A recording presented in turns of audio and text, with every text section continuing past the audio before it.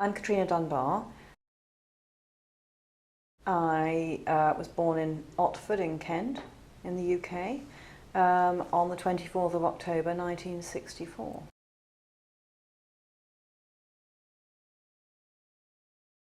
I'd never met Sheila, and I would have known the name, but I had never met her. And I'd like to say it was, but it wasn't the reason I went to shelter.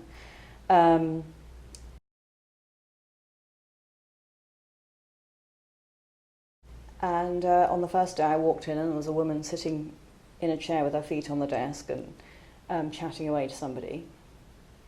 And I walked in and I said, "Oh, hello, who are you?" And she said, "Oh, I'm nobody much, I just run the place." And it was Sheila.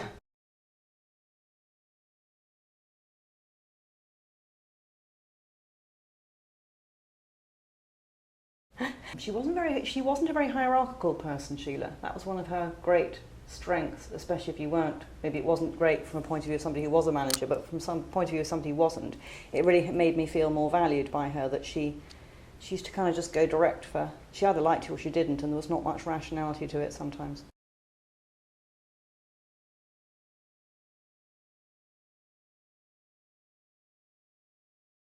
You know, she was very driven by what she was passionate about, and she was very attached to that and very identified with that. So Shelter and Sheila was the same thing, really, for her, I think.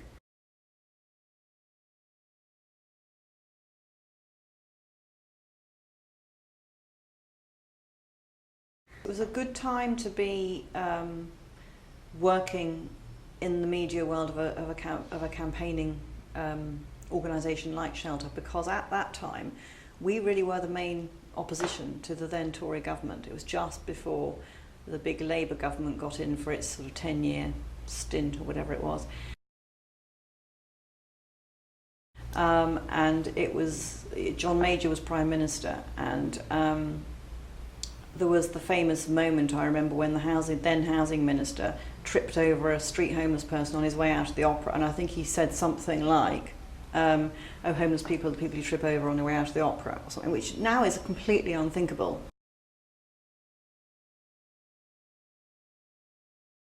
But it was, Sheila had an absolute field day with that. And so the campaigns we were working on were just look at all these people on the street. Homelessness was a very visible problem then.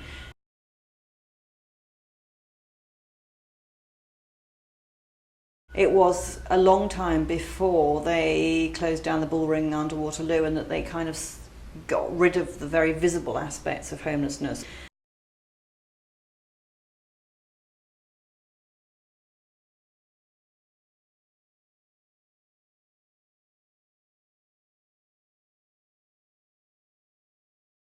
The government always prioritised children. You know, all our laws in this country have always been very child oriented, and so the big thing about Cathy Come Home, when Shelter was launched on the back of, was that it was about a street homeless family.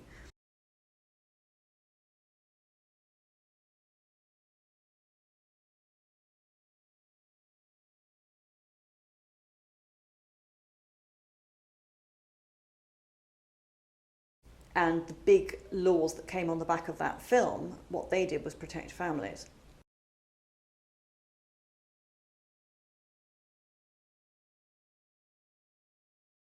But the laws have never really protected single people over the age of 18. And so street homelessness has always been and was always a massive issue for people who had, particularly people who'd been part of institutions. Either they'd been married, they'd been in the army, they'd maybe been in prison, coming out of that and trying to make an independent life and falling through the gaps.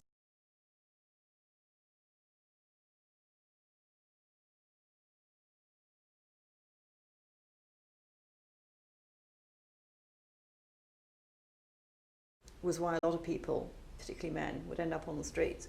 And that was what we did a lot of. We did, really, our campaigns were about, and Sheila was all about, get real. This could be your son, your daughter, your husband, your dad. It was, these are people like us. This is your next door neighbour. It wasn't, it's a problem about them. It's a problem for all of us. She was very driven by the human element of it.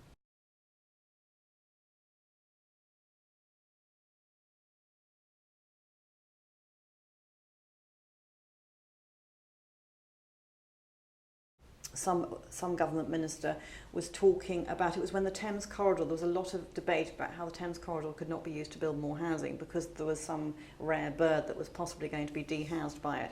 And I can remember Sheila saying on air, live, who gives a crap about a few birds? And of course alienated everybody that gave money to the RSPB on a daily basis. But at the same time, there were probably other people out there who were like, yeah.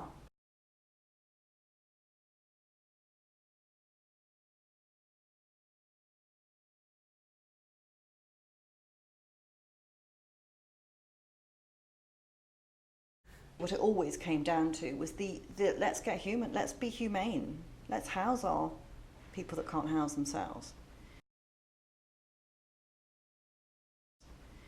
It's the, I think she really did support that ethos of, at the mark of a civilized country is how it looks after its less well off.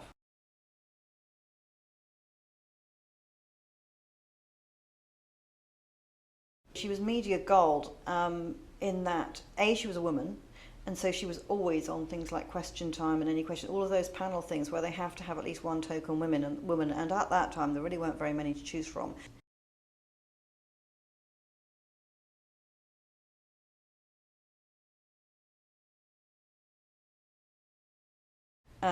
And also Sheila was more than, yes, she was a woman, but she was also, she was very charming, and she was great with the one-liners. She's very quick, sharp-witted person, really bright. It wasn't learned. I don't know whether she'd had much media training. I very much doubt it. She was quite untrainable, really, in many ways.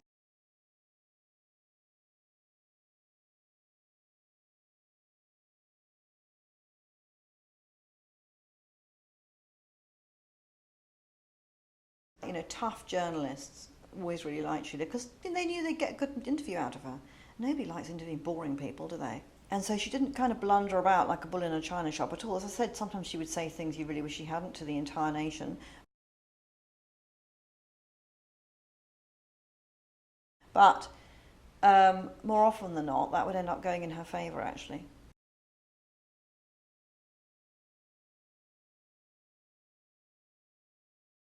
She would always make sure she got the facts right. And so she'd get her killer fact and then give it a dramatic spin. So she was actually a natural good campaigning PR person. That's just who she was. A bit like a spin doctor, her own spin doctor, if you like.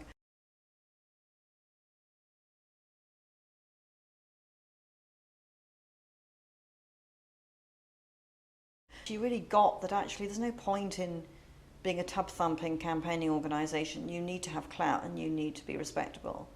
And so she made Shelter into a solid organisation.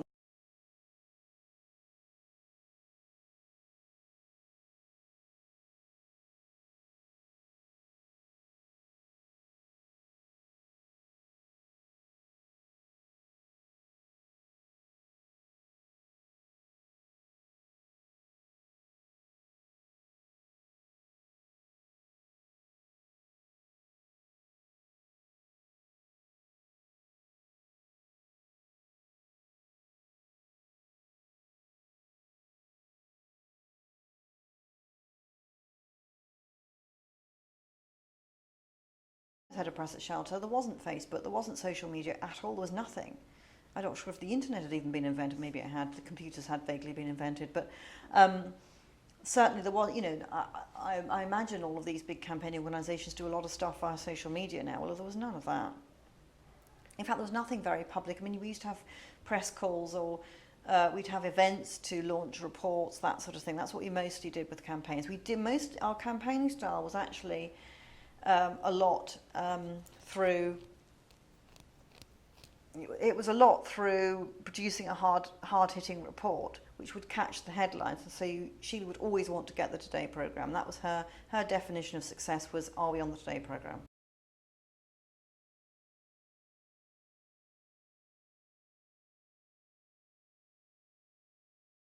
We did do something very controversial.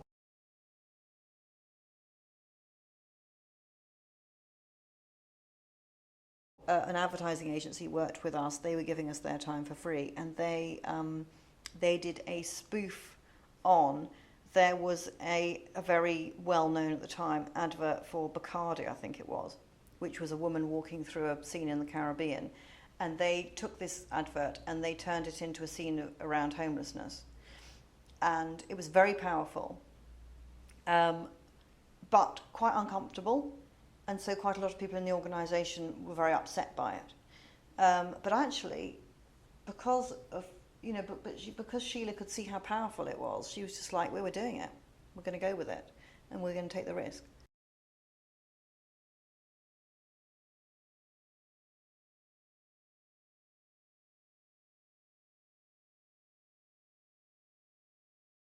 We didn't have to go for all the soft media because we could always get the hard media.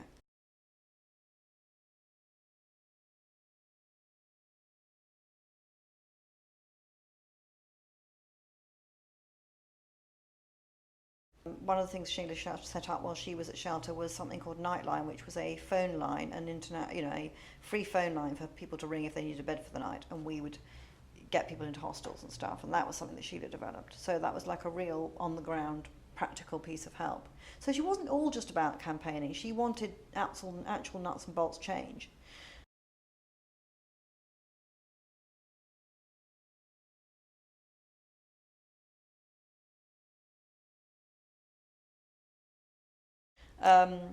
I think, because some people are all about they were just wanting the airtime. But she was all about, she always had the end goal in sight.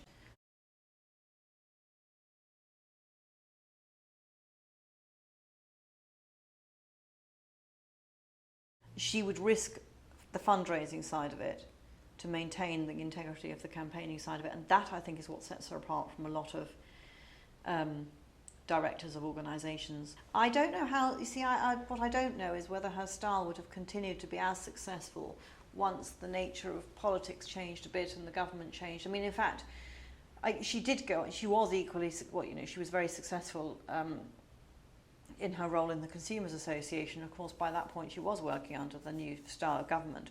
But the kinds of campaigns she was running were not of the same thing. It wasn't a big moral, they weren't big social issues in the same way. I mean, I think she had a very successful campaign to keep the costs of imported cars down, for example, but that's not the same moral dilemma as do you house your poorest people.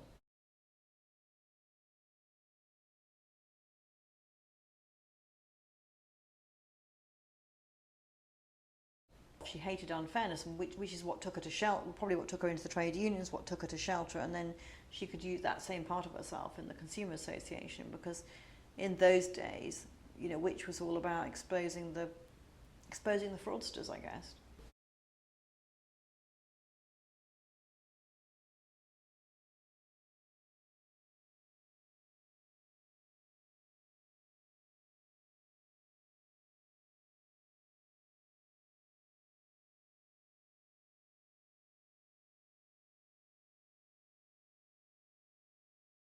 She was a Shakespearean hero. Maybe her tragic flaw would be that she took everything very personally, and therefore she was kind of way too attached and too passionate, you could say, because actually highly successful people manage to separate themselves enough that they can always stay cool.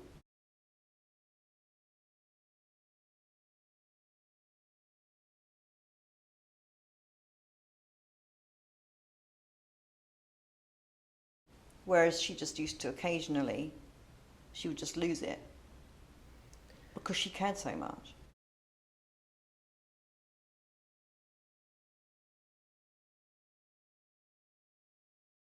I think she was an amazing force for good in the world, and it's a poorer place without her, really.